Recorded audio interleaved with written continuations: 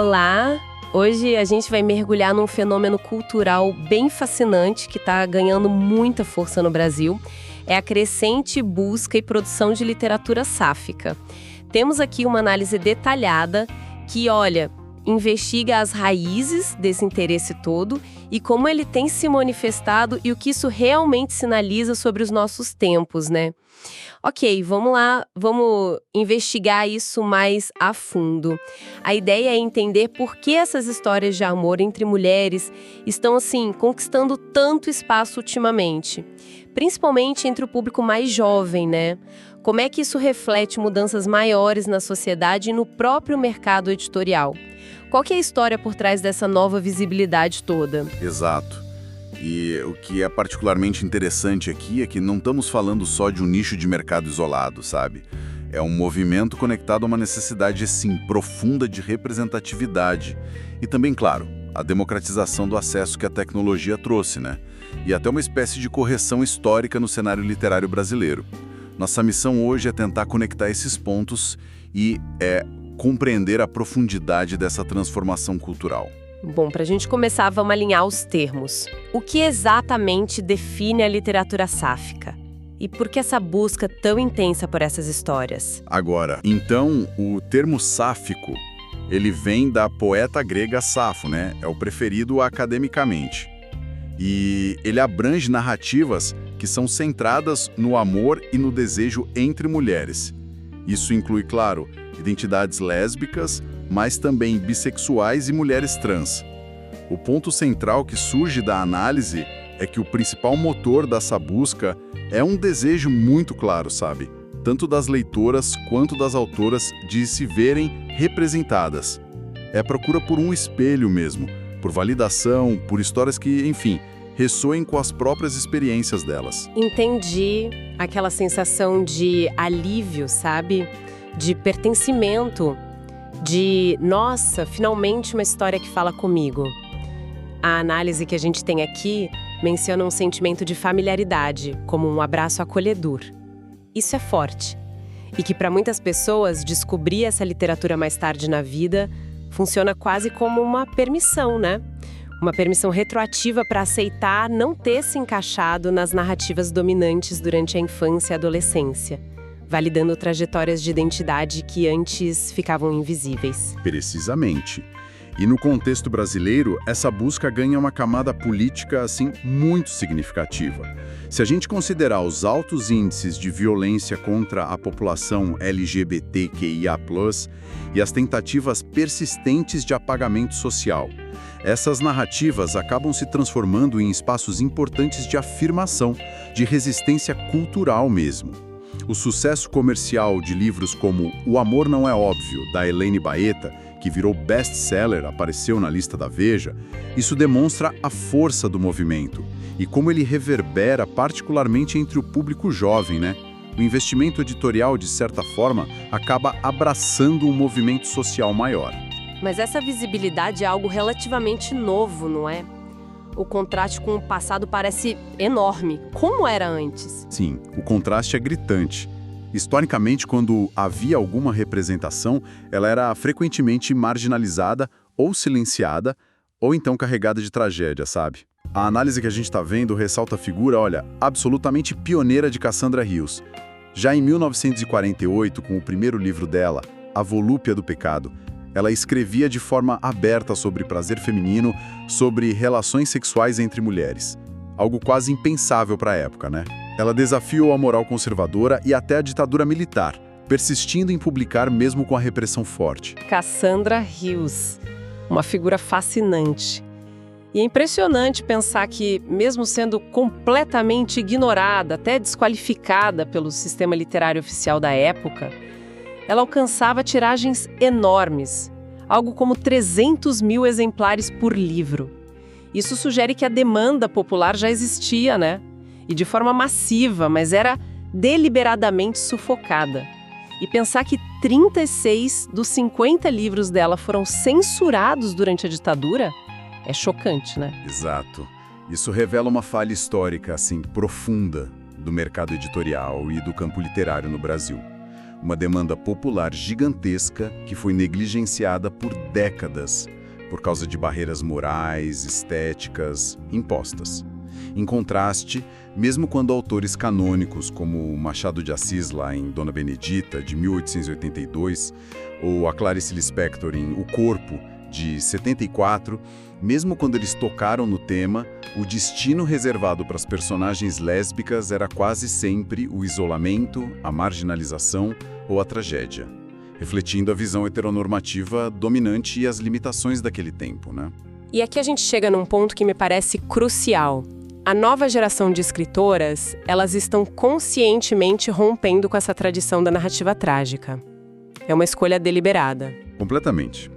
A nossa análise aponta para uma ruptura estética fundamental neste século XXI, a busca intencional pelo final feliz. E isso é interpretado não só como uma preferência de gênero, mas como uma declaração política potente, sabe? Ao rejeitar ativamente o desfecho trágico que historicamente foi imposto a essas personagens. As autoras contemporâneas, e muitas delas se identificam como lésbicas, bissexuais ou trans, elas estão afirmando a viabilidade, a dignidade e, crucialmente, a possibilidade de alegria nas vivências homoafetivas. Isso faz muito sentido. É sobre construir modelos positivos de identificação, algo que fez tanta falta por tanto tempo, né? A análise sugere que essa possibilidade de alegria para as personagens talvez seja o aspecto mais transformador da literatura sáfica recente. Garante uma representação real de como é ser uma mulher que ama outra mulher com todas as suas complexidades, mas incluindo espaço para a felicidade. É uma mudança poderosa, realmente. E essa explosão de visibilidade, essa mudança estética, elas provavelmente não teriam a mesma escala sem o impacto da internet, né? Plataformas de autopublicação como o Wattpad e a Amazon KDP, o Kindle Direct Publishing, foram, absolutamente cruciais nesse processo. Elas funcionaram como um verdadeiro laboratório de mercado, permitindo que autoras independentes, muitas vezes sem acesso às editoras tradicionais, publicassem suas obras, e que a demanda orgânica do público pudesse se manifestar livremente ali. Os exemplos que a gente tem são impressionantes mesmo, como a história Querida Caroline, acumulando mais de 365 mil leituras e quase 26 mil votos no Wattpad. Outros contos mencionados registram dezenas de milhares de leituras. Isso indica um público fiel, engajado, que já existia e se consolidava no ambiente online, né? Sem dúvida. E essa demanda digital encontrou um amplificador poderoso nas redes sociais. O BookTok, a comunidade de leitores no TikTok. Os números são realmente de cair o queixo. A tag romance sáfico passando de 26 milhões de visualizações, #livro sáfico com 11 milhões. Isso acaba funcionando como uma espécie de validação para as editoras tradicionais, não é? Ver esses números massivos deve diminuir a percepção de risco ao investir no gênero. Exatamente. Funciona quase como um gatekeeper inverso, como a análise sugere. O sucesso digital quantificável, o engajamento massivo, especialmente do público jovem, abre portas no mercado editorial físico. A gente vê claramente essa trajetória de obras que muitas vezes começaram como fanfics ou foram autopublicadas e hoje são best-sellers impressos. E a diversificação continua, né? Chegando a formatos de áudio, como contos eróticos sáficos em plataformas como a Everand. No entanto, essa mesma facilidade de publicação também cria um novo desafio. Um volume tão grande de obras que muitas autoras independentes, talentosas, acabam lutando para conseguir visibilidade e retorno financeiro nesse mar de conteúdo. E como que o mercado editorial tradicional reagiu a toda essa movimentação? Imagino que a aceitação não tenha sido imediata nem uniforme. Olha, a evolução foi marcada por uma tensão inicial, sim, mas agora parece haver uma confluência interessante. No começo foram as editoras independentes, muitas vezes surgidas de movimentos sociais e da própria comunidade LGBTQIA+, que tiveram aquele papel fundamental de criar um espaço literário específico.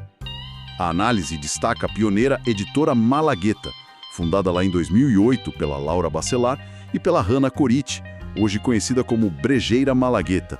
Elas se dedicaram a publicar livros de lésbicas para lésbicas, numa época em que o mercado mainstream era praticamente fechado para o tema, né? Elas não só supriram uma demanda reprimida, mas ajudaram a estabelecer uma identidade literária para esse campo. E agora as grandes editoras entraram forte no jogo, principalmente no segmento jovem adulto.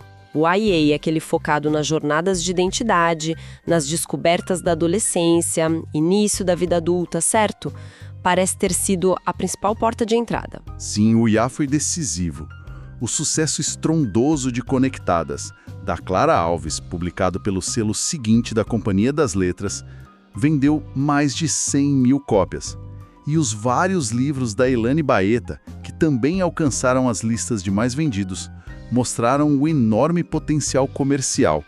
O YA, com esse foco em jornadas de identidade, autodescoberta, primeiros amores, tornou-se um ponto de investimento visto como seguro e lucrativo para as grandes casas editoriais. O sucesso é tanto que a análise menciona que Romance Real, também da Clara Alves, foi lançado em inglês nos Estados Unidos. Isso indica um alcance internacional para essas autoras brasileiras. Mas a análise que a gente tem também aponta para desafios que persistem, correto? Menciona que a representatividade na literatura sáfica ainda cresce de forma mais lenta se comparada à produção de romances entre homens gays. E existe esse risco real de ficar confinada a um gueto literário sem conseguir permear outros gêneros com a mesma força? Sim. Esse é um ponto crucial levantado na análise. E um desafio estratégico importante. Tanto para as autoras quanto para as editoras, o desafio é conseguir expandir essa representação para além do YA e do romance focado na identidade. É preciso explorar outros gêneros, suspense, ficção histórica, fantasia adulta, ficção científica, incorporando essas experiências. O objetivo é garantir que essas histórias sejam vistas como universais em seus temas humanos, né? Amor, perda, conflito, superação. E não apenas como um subconjunto restrito para um público específico. A produção literária de grupos minorizados ainda enfrenta barreiras históricas, o que reforça a necessidade de um investimento contínuo, consciente, para superar a inércia editorial e as percepções de mercado que ainda podem existir. Falando nas autoras, quem são as vozes que estão realmente moldando e definindo esse cenário atualmente? Olha, a análise destaca Natália Borges Polesso como uma figura central. Além de escritora, ela é pesquisadora, tradutora. A obra dela, em particular o livro de contos Amora, que venceu o Prêmio Jabuti em 2015, se tornou objeto de estudo acadêmico. Está sendo analisada em dissertações de mestrado sobre a representação do desejo lésbico no conto brasileiro contemporâneo. A escrita dela parte declaradamente da vivência dela como mulher branca, cis, lésbica, pesquisadora de literatura, o que confere uma autenticidade e uma complexidade muito valorizadas pelo público e pela crítica. E para além dela e das autoras de grande sucesso comercial no YA, como a Baeta e a Alves, quem mais se destaca nesse panorama rico que a análise descreve? Nomes como Cristina Judar, Jaride Arraes, Monique Mauser, Cidinha da Silva, são mencionadas como autoras que têm ganhado crescente visibilidade. E as obras delas também começam a figurar em pautas de estudos acadêmicos, o que é importante. Outro nome de peso é Luciane Aparecida, autora de Mata Doce, que recebeu o prestigioso Prêmio São Paulo de Literatura. Um ponto-chave que a análise reforça é a força da autoria declarada. O fato da literatura sáfica contemporânea ser majoritariamente escrita por mulheres que vivem essa realidade, sejam elas cis ou trans, estabelece uma credibilidade e uma conexão muito profundas com o público leitor, que busca justamente essa representação real e autêntica, né? E tem um aspecto que a gente não pode subestimar: o papel fundamental das comunidades de leitores.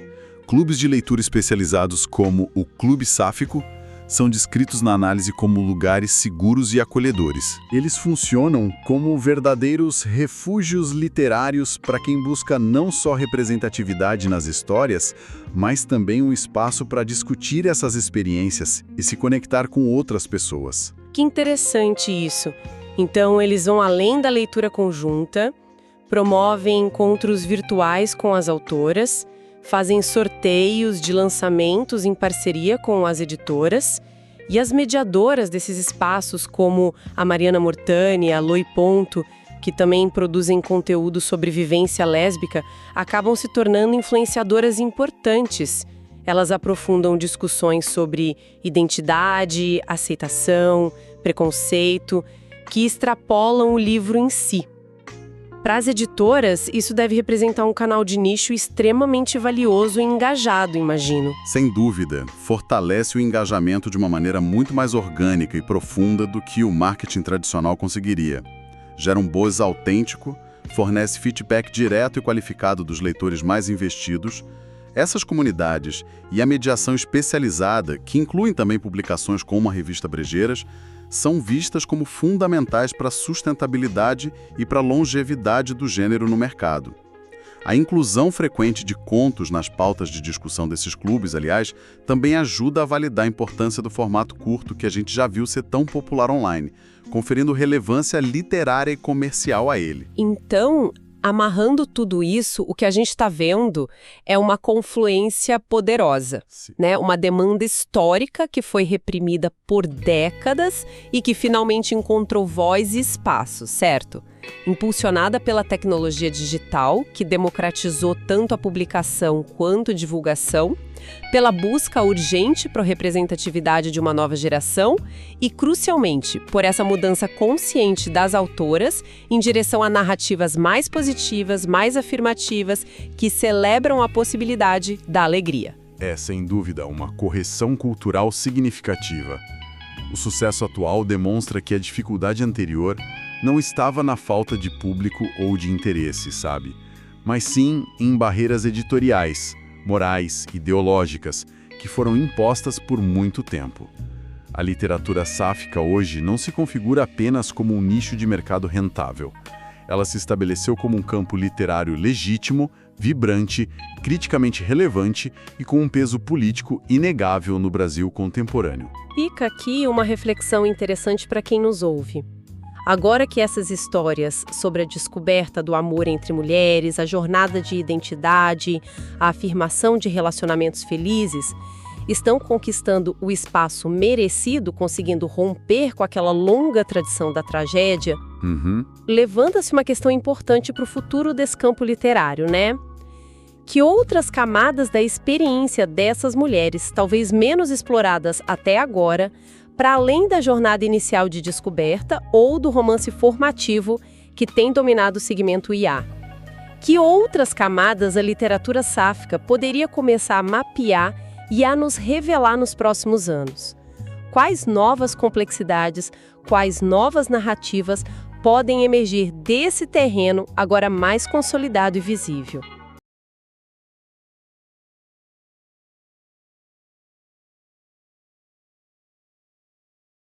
Ex Liberté.